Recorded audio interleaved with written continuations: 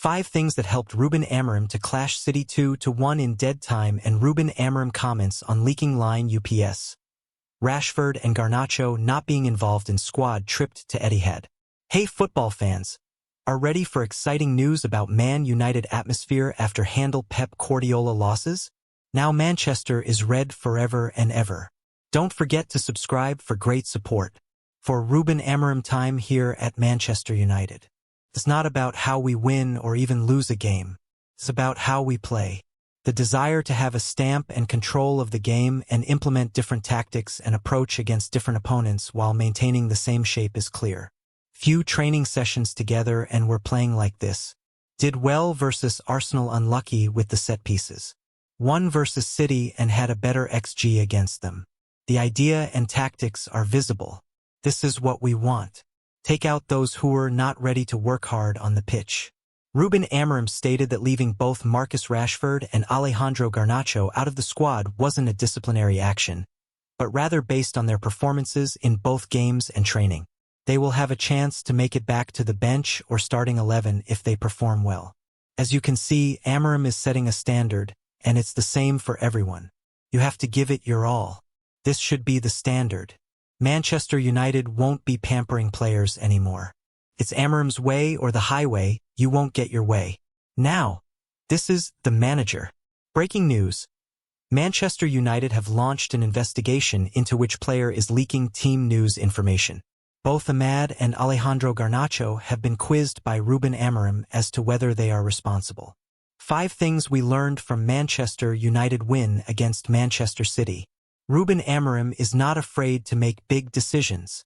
Leaving Rashford and Garnacho out of the squad traveling to the other part of the city was a big call by our manager and is clear indication that he is not afraid to make the big calls. All we heard from sporting fans was that he has a big character and strong personality, and he is proving this from day one. Leaving them both out of squad when they are considered the stars of this team in a big game like this is massive message to every player that it will be his way or no other way around. Controlling the game is the future. For the first time since God knows when we had identity on our game, we can see the idea and philosophy Amorim has for our game. With only just 7 games in charge of the club, we can see the difference on approaching the game differently, trying to build up from the back, pressing as a team and constantly trying to control the game. United went to the Etihad with a bold, proactive approach under Amorim. The plan wasn't to sit deep and counter for 90 minutes, it was to play. Something we haven't seen with Ten Hag, Ole or Mao at the helm in all visits to Etihad. There was a clear intent to keep possession, build from the back, and dominate phases of the game. The 3 CBs were brave, pushing high and winning balls in City's half. Our press was organized and relentless, forcing Ederson into long kicks on multiple occasions. We are in desperate need for a left wing back.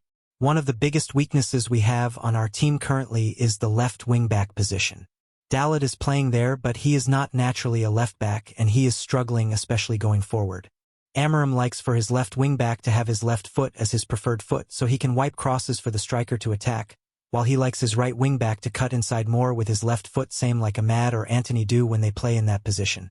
Just imagine a fully fit Luke Shaw in those positions where Dalit was, especially in the first half when he had numerous chances to get forward 1-1 with Walker and was trying to cut inside and cross with his right foot.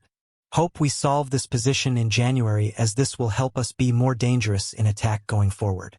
We have to improve from set pieces.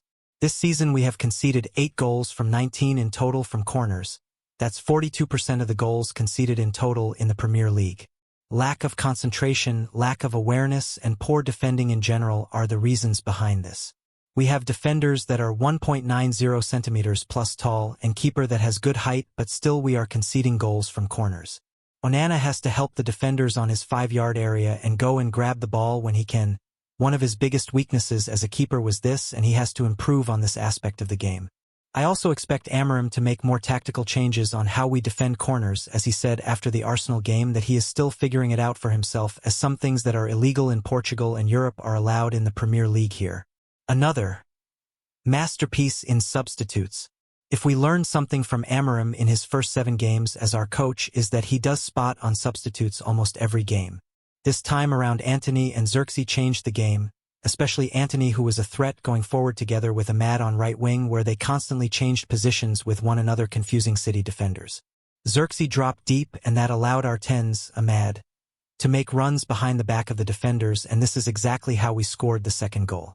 Spot on subs that changed the game again from Amorim. Thank you for watching this video. Don't forget to hit subscribe button for more insights and updates.